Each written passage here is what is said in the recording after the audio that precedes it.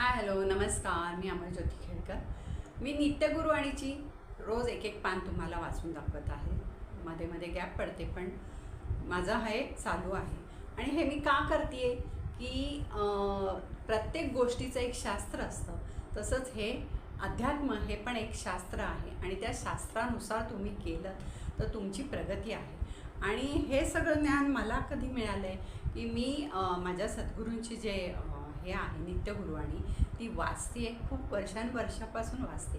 आणि त्याच्यातनं मला प्रत्येक गोष्ट अध्यात्मातली ना आपल्याला कळत नसतं आपल्या हातून काय छोट्या छोट्या चुका होतात। आणि ह्या छोट्या छोट्या चुका आहेत ना, ह्याचं प्रायश्चित्त तुम्हाला एकदा भगवंताच्या म्हणजे देवाच्या बाबतीत आपण चूक केली की त्याचं प्रायश्चित्त हे आपल्याला घ्यावंच लागतं। त्यामुळे अशी चुका होऊ नये, आपलं सगळं अध्यात्म म्हणजे ज्याला अध्यात्मात रस आहे अशाने आपलं व्यवस्थित व्हावं, किंवा जसं आपण म्हणतो शास्त्रशुद्ध, तसं तुम्हाला त्यातलं कळावं चूक काय आणि हे काय।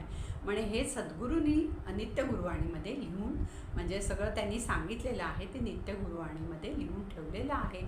आणि हे मला तुम्हाला सांगावं असं का वाटतं, तर मला असं वाटतं प्रत्येकाने आपल्या थोड्या थोड्या का होईना आपण सुधारणा या केल्याच पाहिजेत। आणि जर आपण काही चुकत असेल किंवा आपल्याला जर काही कळत नसेल तर एक एक व्हिडिओमधनं तुम्हाला त्याचा उलगडा होईल। जो व्हिडिओ तुम्हाला महत्त्वाचा वाटेल किंवा तुम्हाला वाटेल ह्यातनं जर काही तुम्हाला होतं आहे म्हणजे काही तुम्हाला समजत आहेत तुमच्या चुका, तर तुम्ही तो व्हिडिओ सेव्ह करून ठेवा, किंवा तुम्ही तुमचे जे आप्तेष्ट आहेत त्यांना तुम्ही तो व्हिडिओ पाठवू शकता। आता हे प्रत्येकाला गुरु असावे, आता गुरु का असावे याच्यावर मी आज सांगणार आहे। नमस्कार, मी अमरज्योती खेडकर। मी हे नित्यगुरुवाणीची तुम्हाला माहिती देत असते। सद्गुरूंनी जी नित्यगुरुवाणी आहे ती तुम्हाला सांगत असते। आता हे जर अध्यात्माच्या ह्याचं जर कोणाला आवड असेल तर त्यांनी खरंच ऐका, खूप त्यातनं चांगले विचार चांगल्या गोष्टी तुम्हाला कळतात। ज्या आपल्या ज्या चुका असतात त्या आपल्याला कळतात आणि आपण त्या चुका सुधारू शकतो। तर हे, आणि जर तुम्हाला जर खरंच आवडत असेल तर माझ्या चॅनलला लाईक करा, शेअर करा आणि सबस्क्राईब करायला विसरू नका। आणि जरी तुम्ही हे करावं म्हणून मी हा व्हिडिओ म्हणजे तुम्हाला मी सांगत आहे किंवा हे मी तुमच्याशी वाचून दाखवत आहे असं नाही, तर जे काही आपलं एक हे असतं की बघा, आता मला जे माहिती आहे तर मला असं वाटतं की मी माझ्या जवळच्या लोकांना सांगावं किंवा बोलावं काय चुका असतात ते। पण असं जर मी सांगायला गेलं तर लोकांना पटत नाही, कारण प्रत्येकाचं म्हणजे असं बोलण्यात नेतं माझा देव आणि मी, किंवा मी मनापासून करतोय, मन चंगा तो कठोती नाही गंगा, म्हणजे माझं मन चांगलं आहे तर मला काही असं नाही, पण वेडंवाकडं करून चालत नाही। त्यामुळे हे नित्यगुरुवाणीमध्ये पूर्ण ह्याची सगळी माहिती दिलेली आहे की काय करावं, कसं करावं। तर हे मी तुम्हाला सांगण्याचा प्रयत्न करत आहे।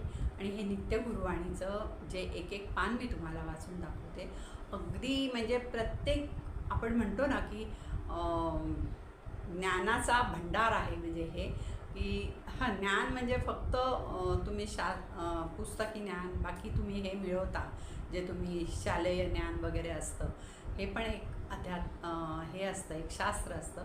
तसं हे एक शास्त्र आहे। आणि ह्याचं जर तुम्ही वाचन करायला तुम्हाला वेळ नसेल, प्रत्येकाला एवढं नसेल, तर तुम्ही जेव्हा तुम्हाला वेळ असेल तेव्हा शांतपणे हा व्हिडिओ ऐकत जा। ह्यातनं तुमच्या बऱ्याचशा चुका तुम्हाला समजतील आणि चुका सुधारण्याचा प्रयत्न करा, कारण कुठच्याही चुकेला काही शिक्षा ही असतेच। म्हणजे तुम्ही काही देवाच्या बाबतीत असे काही कसंही करून चालत नाही, त्याचं पण एक शास्त्र असतं। आणि त्या शास्त्राप्रमाणे तुम्ही गेलात तर तुम्हाला त्यात नक्की भगवंतांचे आशीर्वाद मिळतात, यश मिळतं। आता तुम्ही म्हणाल मला जसं जमतं तशी माझी पूजा मी करते, मग जमतं नाही जमतं हा प्रश्न वेगळा आहे।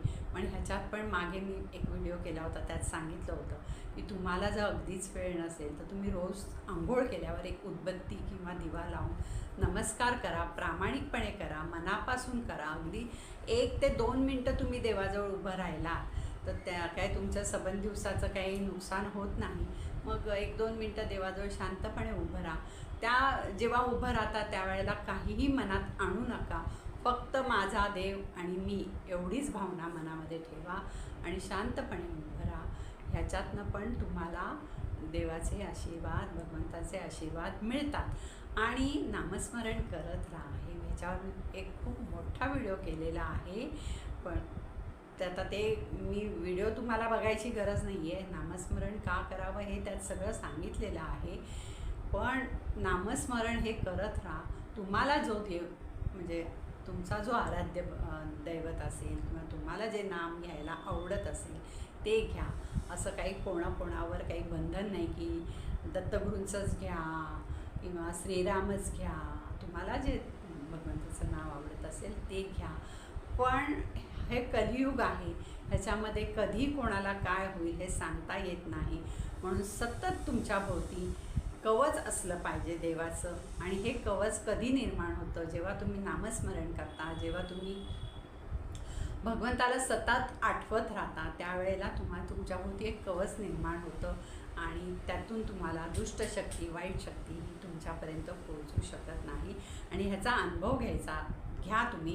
म्हणजे हे तुम्ही करायला सुरुवात करा. बघा तुम्हाला हळूहळू चांगले अनुभव यायला लागतील. मी मनापासून सांगते आणि करून बघा, त्याशिवाय तुम्हाला कळणार. आता आपण हे म्हणतो चुका होतात अध्यात्मात आणि मग त्या चुकांचं प्रायश्चित्त हे घ्यावंच लागतं. पण तुमची भक्ती एवढी अगदी दृढ म्हणजे अगदी अंतःकरणापासून पाहिजे तर देवसुद्धा ते ॲक्सेप्ट म्हणजे देवसुद्धा ते हे करतो. म्हणजे तुमच्या चुका पोटात घेतो. कारण का ह्याच्यामध्ये नित्यगुरुवाणीमध्ये सद्गुरूंनी सांगितलेलं आहे, माझं नाही आहे एकदम न म्हणून, की एक तिथे मंदिरामध्ये एक सेवेकरी होता. म्हणजे तो देवाची सेवा करायचा, पडेल ते काम करायचा आणि सगळी कामं झाली ना की तो असा कुठेतरी एका कोपऱ्यात बसायचा आणि त्याला अभंग म्हणायची सवय होती. तर तो कोपऱ्यात बसायचा आणि त्याचं देवाचं नामस्मरण किंवा काय बोलणं हे चालू असायचं. तर एकदा सद्गुरू होते त्यावेळेला तो बसला होता आणि तो त्याच्यात इतका तल्लीन झाला होता ना ते म्हणण्यात की त्याला काही आजूबाजूच्या गोष्टींचं भान नव्हतं. म्हणजे एवढी तुमची भक्ती मनापासून असली पाहिजे. तर सद्गुरू तिकडनं चालले होते तर त्यावेळेला त्यांनी ऐकलं. तर तो काय म्हणत होता, देवाची या दारी उभा शेण भरी. तर आता त्याला कळत नव्हतं कारण त्याला लिहिता वाचता येत नव्हतं. जे तो ऐकत होता, जे त्याच्या मनात ठसत होतं ते तो आनंदाने म्हणत होता. तर सद्गुरूंनी त्याला सांगितलं, अरे शेणभरी म्हणू नये, क्षणभरी म्हणावं. तर त्याला क्षण हा शब्द उच्चारता काही येत नव्हता. तो परत सद्गुरूंनी सांगितल्यावर तो परत तेच म्हणायला लागला, देवाची या दारी उभा शेणभरी. त्याला क्षणभर हे म्हणता येत नव्हतं. तर त्यांनी शेवटी सद्गुरूंना नमस्कार केला आणि सांगितलं की बाबा मला जसं येतं ना तसं मी म्हणतो. मी माझ्या अंतःकरणापासून म्हणतो. मी देवाला अगदी प्रामाणिकपणे माझं हे जे आहे ते मी अर्पण करतो आणि मला ह्याच्यामध्ये रमायला मला आवडतं. शेवटी सद्गुरू म्हणजे महाराज पण म्हणाले की ठीक आहे, तुला जसं येतं तसं म्हण. ह्याच्यामध्ये भाव त्याचा बघितला आहे देवानी, त्याचं शब्द नाही बघितलेत. आता आपल्या हातून जर आपल्याला कळत असून जर आपण चुका केल्या तर ती चूक आहे. पण त्याला म्हणजे त्याला उच्चारता येत नाही आहे, पण त्याचे भाव खूप चांगले आहेत. तो जे म्हणतोय ते खूप अंतःकरणापासून म्हणतो आहे. त्यामुळे भगवंतानी पण त्याला क्षमा केली आणि तो जे म्हणतोय त्याला भगवंतानी त्याचा आशीर्वाद दिला. कारण एवढी तुमची भक्ती प्रामाणिक पाहिजे, एवढी तुमची भक्ती इतकी पाहिजे की त्या ह्याच्यामध्ये तुम्ही इतके तल्लीन आणि दंग होऊन गेले पाहिजेत की तुम्हाला बाकी कुठच्याही गोष्टीचं त्यावेळेला विचार, भावना काही तुम्हाला समजलं नाही पाहिजे. एवढं जर तुम्ही तल्लीन होऊन जर तुम्ही भक्ती केलीत ना तर ती भक्ती थोडीशी चूक झाली तरी देवाला सुद्धा मान्य असते. हे मात्र नक्कीच आहे. तुम्हाला कळणार नाही. श्री गुरुदेव दत्त, श्री गुरुदेव दत्त, श्री गुरुदेव दत्त. श्री रामकृष्ण गुरु माझे आई, मजला ठाव द्यावा पायी. दिगंबरा दिगंबरा, श्रीपाद वल्लभ दिगंबरा, श्री गुरुदेव दत्त.